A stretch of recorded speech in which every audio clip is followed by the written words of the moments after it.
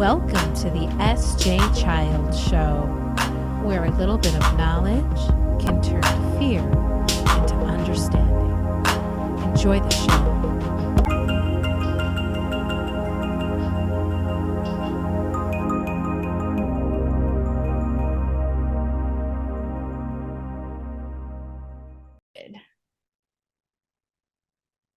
Hi, and welcome to the SJ Child Show. Today, I am speaking with Betsy Hill, and I'm really looking forward to this conversation because, as a lot of you know, that I really, number one, I'm so passionate about children and children's education and how we can better foster and nurture relationships, connections, communication, and really teach our kids how to be resilient moving into the future so that we can create a better, kinder, more inclusive environment for everyone. And today we have a really great guest, and we're going to have a fantastic conversation. So thank you so much for being here today, Betsy. Oh, it's my pleasure. Great to be here. So good to meet you. And I'm really interested to, find out more about you. So give us an introduction about kind of who you are and where it started.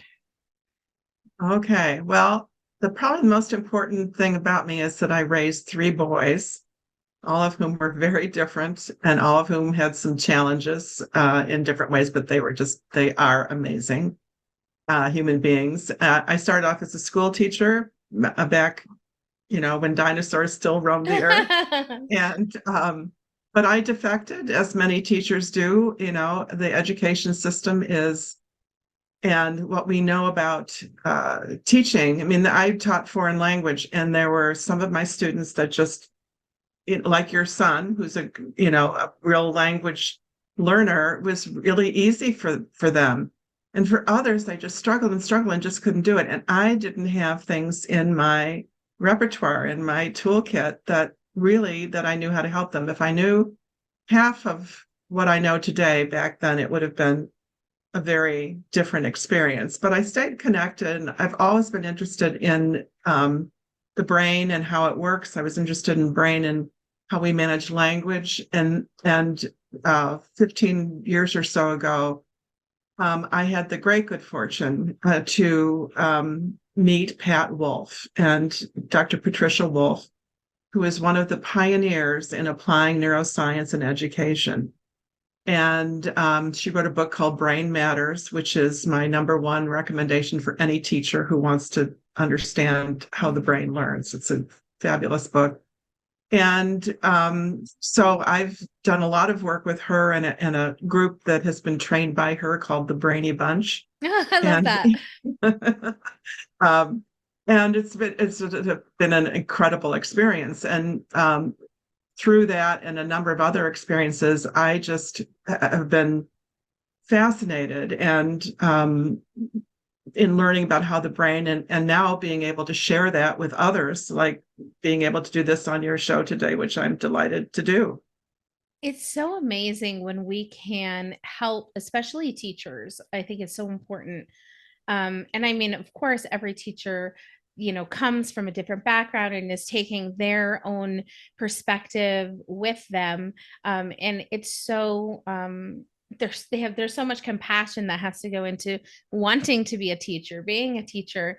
And I think that, being able to help or support them in understanding some of the different learning types that, thank goodness, at the place we're at in this era of our time right now, we're understanding, we're learning, we're being more cognizant of people's differences, of their different learning styles, and how we can accommodate them through better support systems and resources.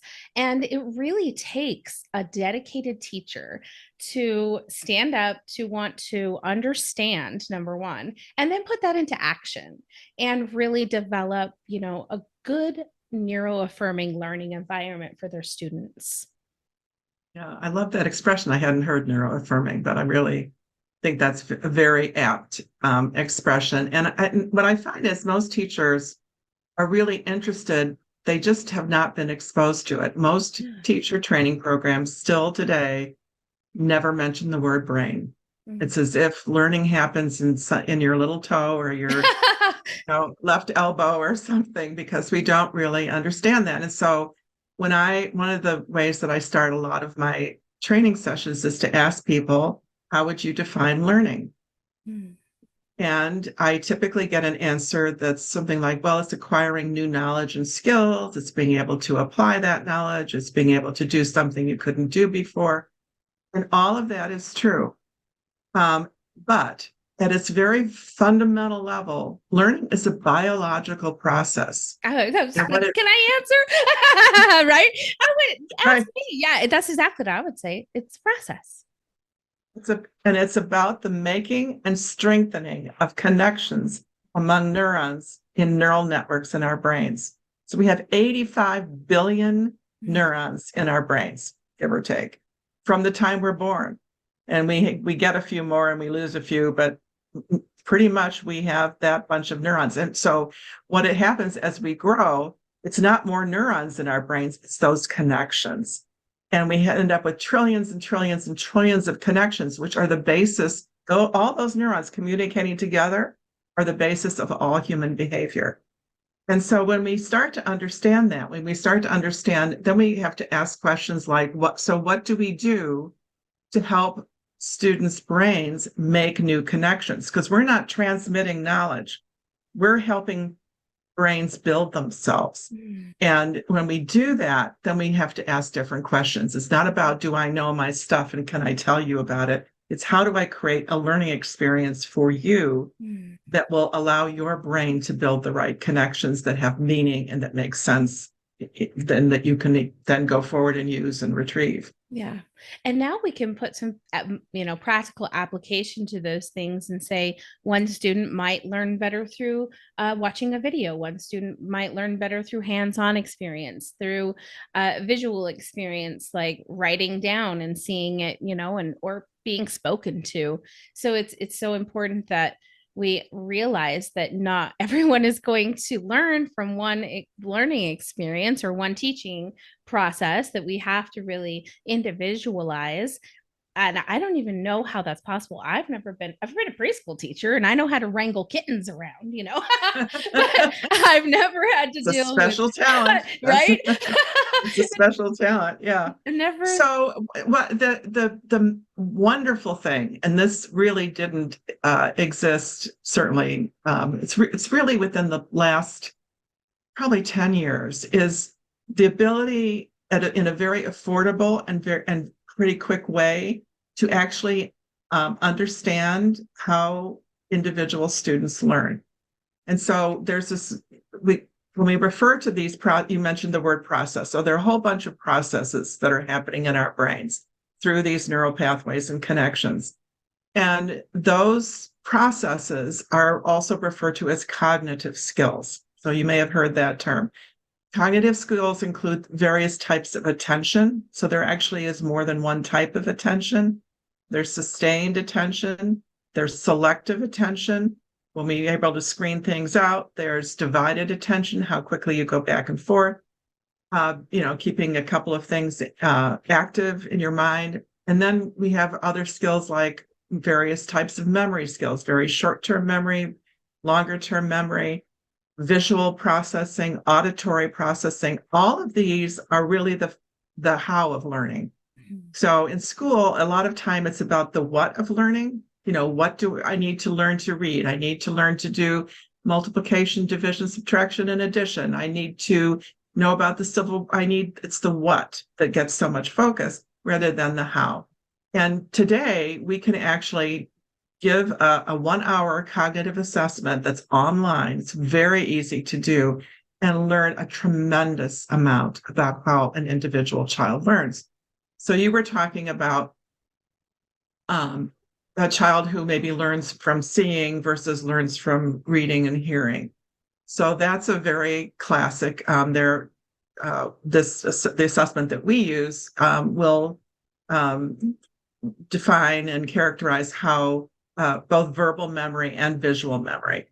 And these are more long-term types of memory, but is it easier for your brain to remember information that you see So a chart, a graph, a diagram, a picture, an image, whatever. Or is it easier for you to remember something that's language based, what you see and hear? So my strength is my verbal memory versus my visual memory. So if I needed to remember what your set looked like, I would have to put it into words. And I would say there's a little framed picture up at the top right, although it may be left the way that wait, Zoom switches things around. This says just be awesome. Now that I said that, if somebody asked me tomorrow what was in Sarah's uh, set, I would be able to remember that, but I wouldn't be probably otherwise. So now think about an assignment that we would typically get in school to learn new vocabulary words. And very often a teacher will say, write the word, write the definition of the word, write the word in a sentence. Did you ever have an assignment like that? Mm-hmm. Yeah, okay. Most of us did. Now think about those two kids, one who's got great verbal memory. That's a wonderful assignment for me. Me Now too. think about now think about the child who remembers everything that they see, but really struggles to remember verbal information. Mm-hmm. That's going to be a torturous assignment for them. Yeah. They're going to spend a lot of time. They're going to struggle. It's going to be difficult. And at the end of the day, it's not going to stick. Mm. And so it's a very simple example, but I think a really powerful one that says when we can, and it's not about preferences. We all learn verbally and visually. It's not like I don't take in visual information or remember it. Yeah. But it's my strength. And when we help kids understand their learning strengths, I call them learning superpowers when I'm talking to kids about their cognitive profiles. Then we can help them use those. We can help them make learning much more easy, much more effective. And they get to spend more time doing stuff they really like to do. Oh, I absolutely agree. We have a child with dyslexia, and math is really hard. Reading obviously is difficult, but math was unexpectedly more difficult than we thought. And one thing that they really did like to do was play Minecraft. And Yeah. we engaged with them to build multiplication tables or blocks within Minecraft. Figure out, like, add the blocks, count the blocks, multiply the blocks, do your own in your own world while you're having fun, while you're taking in all that information. And I think it was just so great to be able to, like you said, build up the strengths with the challenges, build the challenges with the strengths rather. It's so empowering for kids when they have that aha moment that okay, I can do this, and not feeling so deflated or like a failure or defeated from not being able to learn like their peers. Yes. And on a lot of school tends to focus on what kids can't do. So what did you get wrong on the test? We got to fill that in. What don't you do well? We got to figure out how to, help you work around that or whatever. And what we now are knowing, and what neuroscience is really going to, the way it's really going to impact education is by helping children understand how they learn, but also that these skills are not fixed. They're not, you don't just get, a box full of blocks that you come into the world with that are your cognitive skills, and that's all you ever have. These skills can actually be strengthened, and we know that they can be developed through the right kind of cognitive training by building those skills so that they're there. And everything from attention to processing speed to working memory to other executive functions. And these are the reasons that many kids struggle. When kids struggle with reading and math, most of the time it is not an issue of instruction or curriculum. Sometimes we're using some of the wrong tools that they need to as building math facts into Minecraft did for you guys. But most of the time it's because there is some underlying cognitive weakness, and that if we can help them improve that. So one great example, I think, is working memory. And working memory is getting a lot of attention these days. A lot of parents are actually familiar with the term, and they've been told your child has issues with working memory. Um, and so but a lot of parents don't know what that is either. It's not sort of common. And we all use the word attention, although we may not use it the way that the neuroscientists use it, but we have a pretty good intuitive idea of what attention is, and we can tell whether a kid's paying attention or not sometimes. Mm. Sometimes they're paying a lot more attention than we think they are. But Yes. working memory is one of those. It's called an executive function, and there are three: working memory, inhibitory control, how you stop yourself from doing something you otherwise would do, and cognitive flexibility, so how you are able to adapt to the world around you. And these are all very predictive of academic success, life success, all those kinds of things. And there are a lot of kids who struggle with one or more executive Mm-hmm. functions, as you know. Yes. So working memory, just to use as an example, because part of what we're trying to do is help parents understand, some of these terms Yeah. and relationships that they may not appreciate, is how we hold information in our minds while we think about it. So when you tell your child, would you please go upstairs and get your soccer uniform and make sure you brush your teeth while you're up there, and then grab your spelling list because we'll practice it in the car on the way to soccer practice. Well, a lot of kids listen to those instructions and they may get the first one done. They may get upstairs and they may find part of their soccer uniform, and then they may just look at you like, what did you say? And it's not because they weren't trying to listen. It's not that they weren't paying attention. It's that their brains just don't hold on to all that information. Working memory has limited capacity for all of us, but even more so for some. And that's when then we misinterpret that. And we call kids lazy. We call them inattentive. Yeah. We call them difficult. We call them not paying, not listening. Mm. We do a lot of things. And most of the time, it's that their brains simply aren't holding on to that. And then you would think about, okay, so that's an example we can appreciate as parents, that it's a behavior. But it also underlies some very important aspects of math and reading. So think about what's happening when you're reading.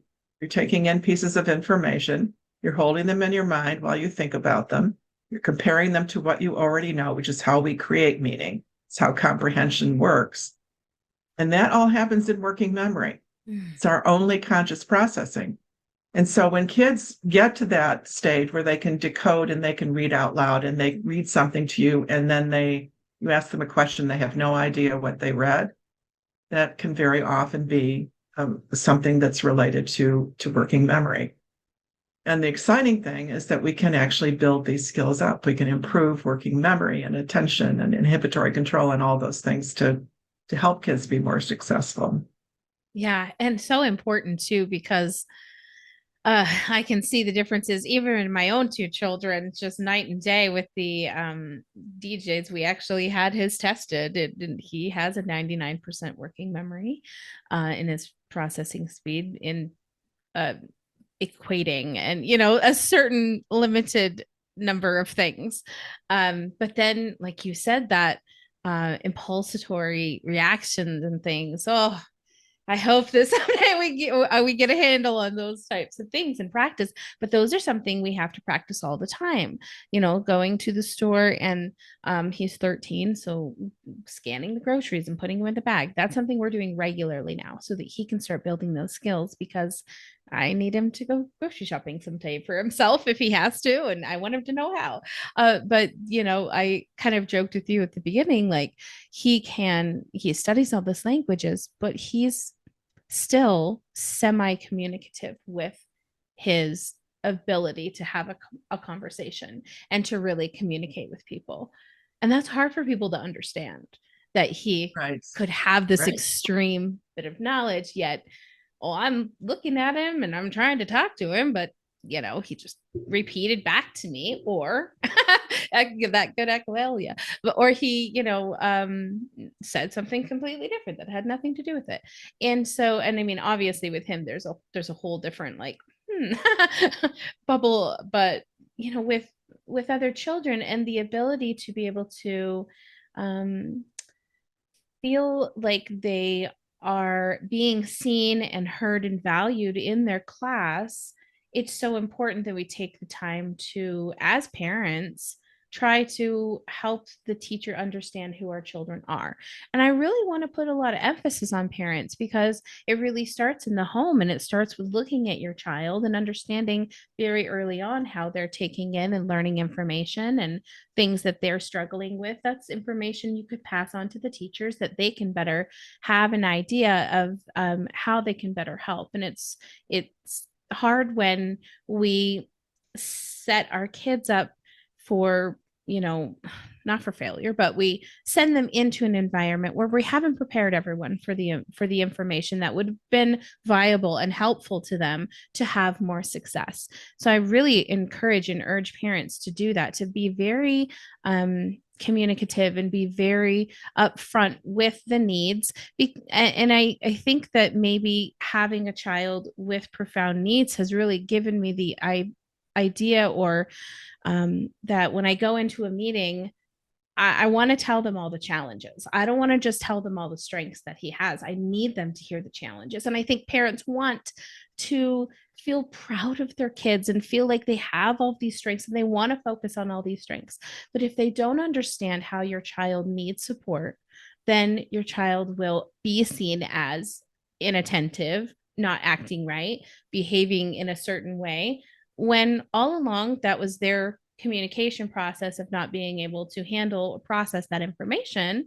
And now they're kind of stuck in this limbo where they're not being really identified correctly.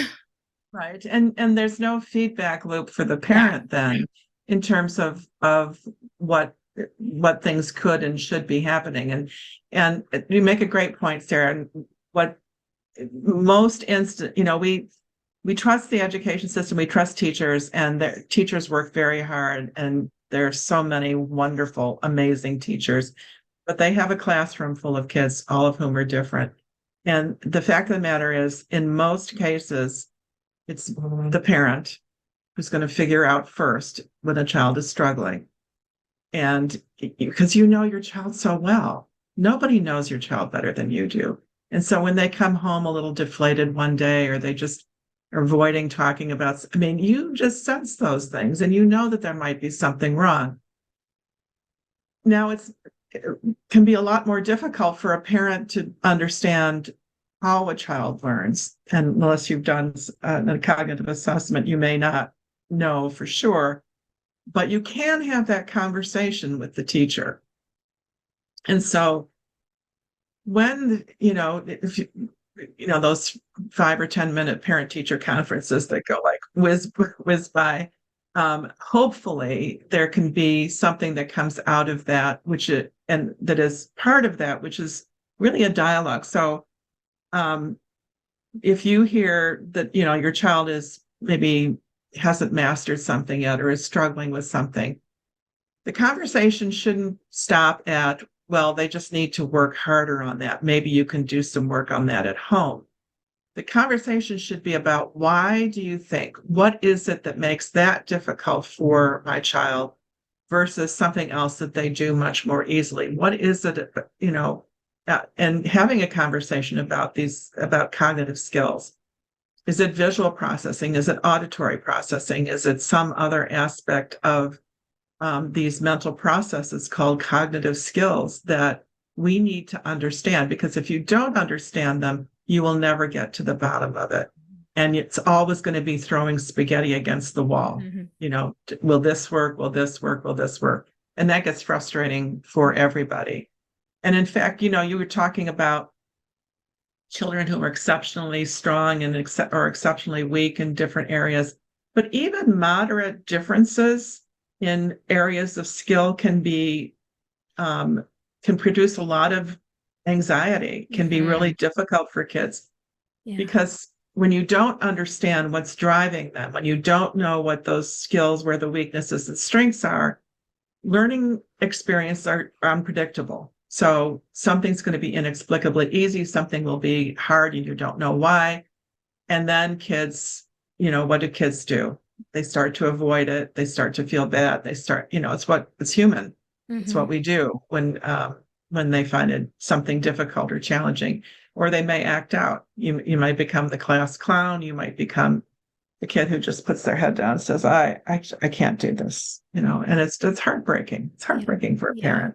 But listen to that, because that's not the final word. Hmm. That's not the end of the story. That's the beginning of the story. That's when you can really start to dig down and find someone who can support you in understanding your child's cognitive strengths and weaknesses. Absolutely. And it really goes further in that process of when you give them those strengths to build up on the other things, the other anxieties, the social anxieties, those loads can be lightened. And every situation is different. I mean, I've watched my fifth grade daughter go from this group of girls to this people to the, and the dynamics are just so changing all the time. And so it's so important that at this point in her life, her sense of self is is number one. Like, okay, well, where do you fit it? Like, what are you bringing? What kind of things are you learning from the people around you? Is that good? Do you like taking in that information? Or, when your teacher said that this person was a really good person for you to hang out with, do you understand why? Do you see the values they have that would be good for you? And I think really, like you said, keeping the questions going. It's all about the questions, right? And how we're using them to gain that information, whether it's through our children, through our parenting, through our teachers, and really just being willing to be understanding of the information that's going to be coming our way. Right. And being willing to question it too. If you don't understand, that's okay. Yes. Recognizing what you don't understand. That's one of the things that kids start to do also when they start to understand how they learn best. The other thing is, you talked about that feeling of, I don't think used the word self-confidence, but much more positive, Mhm. and that is something that comes with it. The number one thing that we hear from the parents that we work with, and their families and their kids, is that their children have more self-confidence. They understand, they believe that they can learn something. They are more resilient. You did use that word at the very beginning, and it's so important. Yeah. And what we have done is sometimes sort of misconstrued the word resilient or the word grit.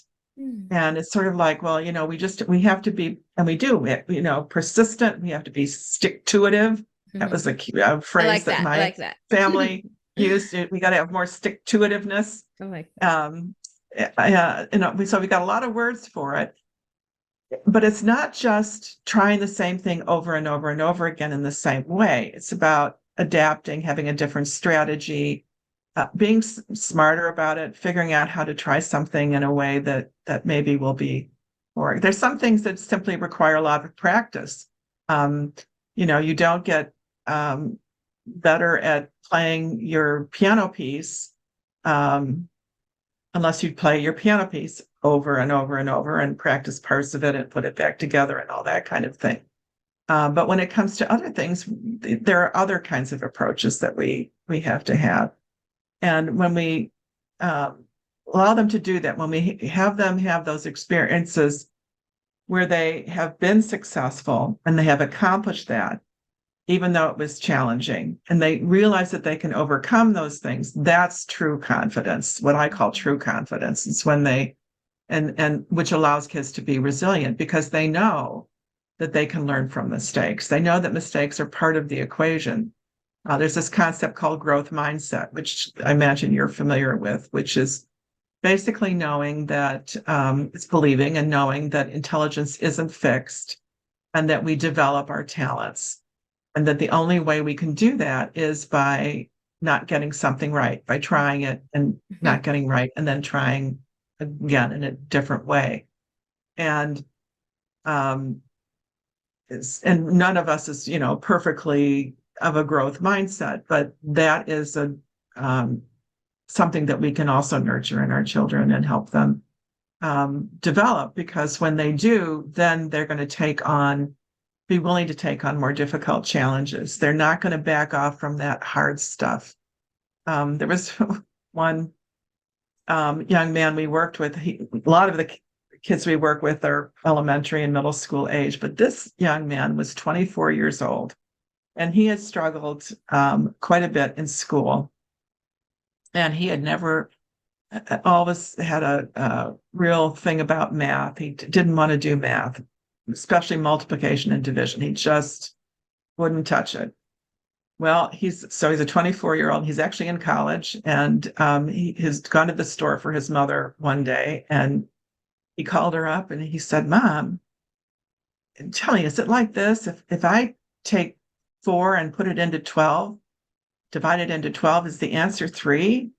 And she says, "Yes, Joseph, that's right. Why are you asking me that?" He said, "Because it just suddenly made sense to me." And so after developing these underlying skills, that's the kind of thing that happens where your brain just puts it together and it makes sense. And then of course, the world's now open. Now he wants to practice division and multiplication all day long. I love that. And it's so good too to embrace those things that we're good at and that we enjoy. Someone totally unrelated to all of this said, and I think it's beautiful and it applies to everything. Unrelated, but it applies to everything, right? um, find what gives you the chills. What gives you the chills? Find that, chase it. That's your happy spot. That's the empowerment. That's the place you lead from.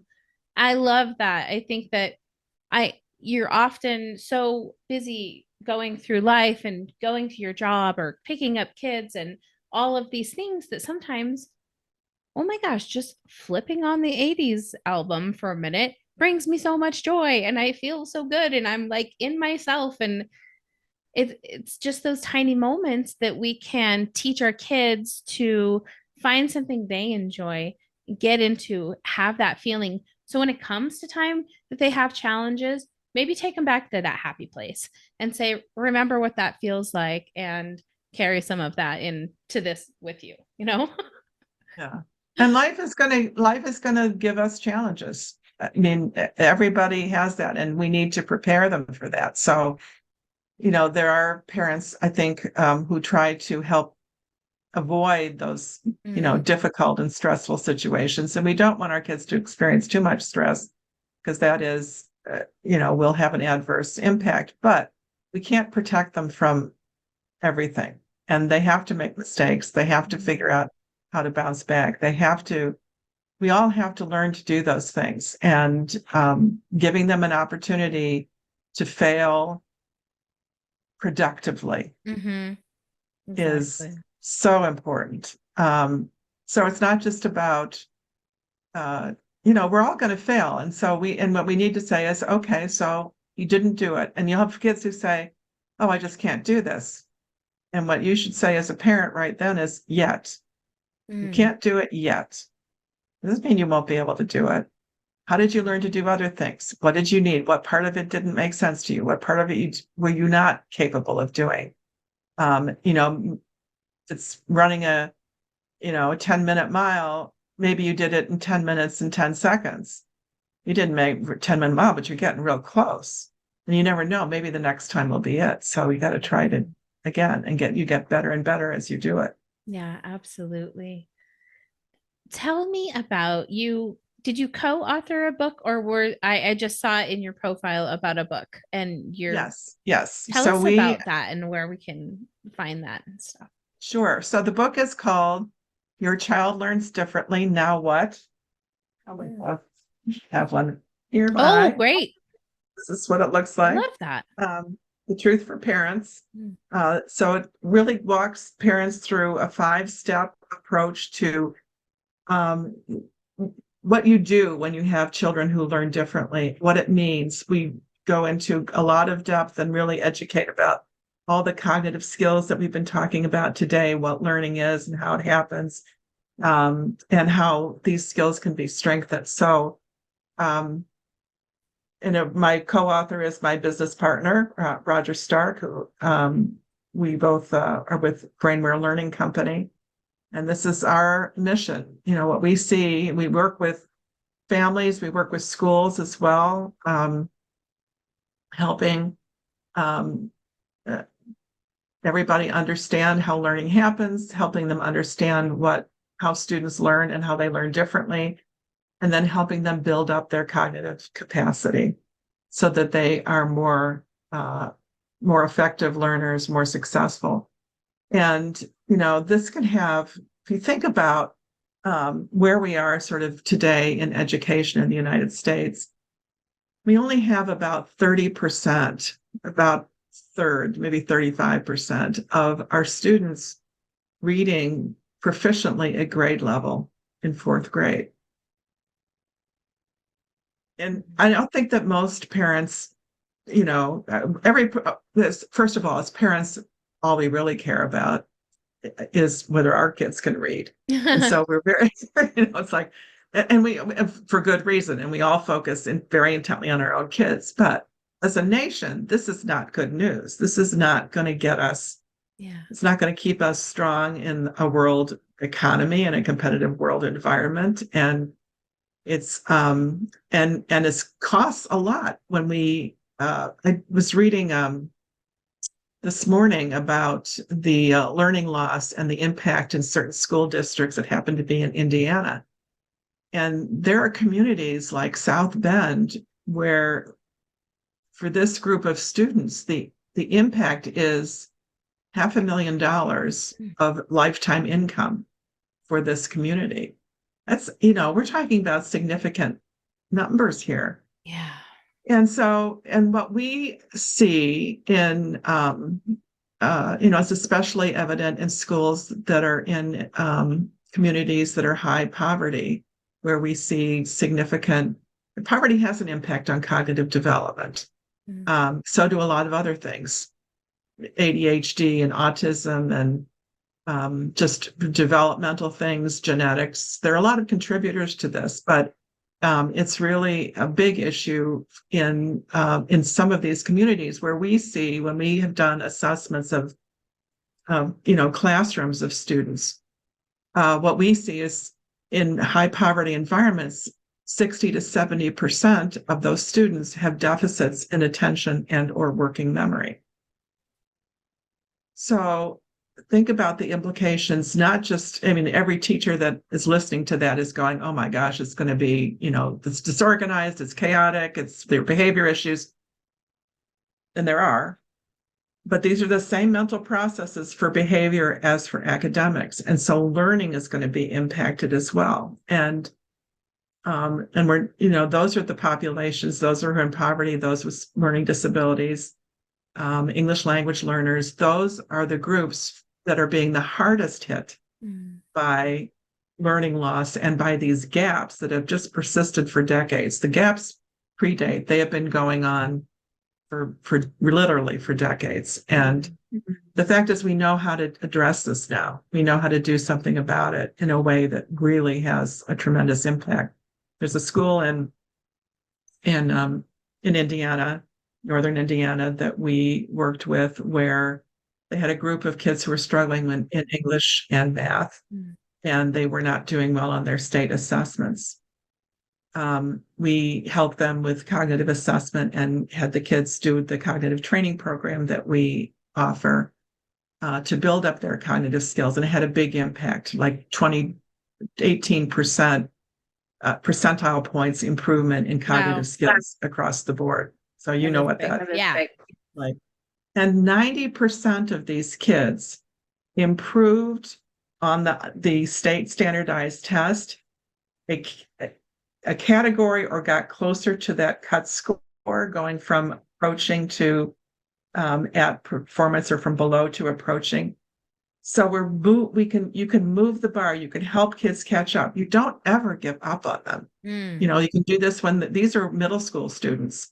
So, it's easier if you could start with their third grade, Mm. but it doesn't, you can still have a tremendous impact. And so we know what neuroscience is doing is it's transforming education in a way that allows us to help everybody truly be successful, to give them access to these learning experiences. So we talk about this as a matter of equity. We worry about social justice and we worry about equity and we worry, does everybody, is it a level playing field? Can everybody? But if we don't help build these skills, then we're still denying Mhm. access. We're denying that education. And so the good news is that we're able to have this tremendous impact in a pretty short period of time for a lot of kids. Oh, I love that. And want you to tell the listeners and viewers where they can go to find out more about you and connect with Yeah. you. Okay. So the book is Your Child Learns Differently, Now What? It's available most online retailers. So just go and look wherever you like to buy your books. That's Mhm. should be able to find it there. Mhm. Um, And then we also have a website. It's Yeah. mybrainware, mybrainware.com. And there's a ton of information. There's actually a free cognitive assessment that's Mhm. available there. There's one of the things that people really like is there's a list of cognitive skills and everyday terminology definitions of them. So if you go on the website, just search for cognitive skills and there's just a lot of content, a lot of information, a lot of webinars and education and things like that. So Well, I have a favorite fifth grade teacher this year who's put so much work into helping my dyslexic learner get from a third grade reading level to fifth grade reading level and now up to going into sixth grade. I mean, she has been phenomenal. So I can't wait to pass that on to her because I think she'll really take it and run with it the way we want teachers to. She's fantastic. So I'm really fantastic. excited to share that. It's been such a wonderful time getting to know you. And I hope that we can stay in touch and have another conversation soon. I will very much look forward to that. And it's been a great pleasure. And we just think this is so important. They're so delighted to have an opportunity to share it. Yeah, absolutely. And we're happy to support you. So go to the website and I'll have all of those links down in the show notes. Thank you so much, Betsy, and we'll definitely be in touch. Great day.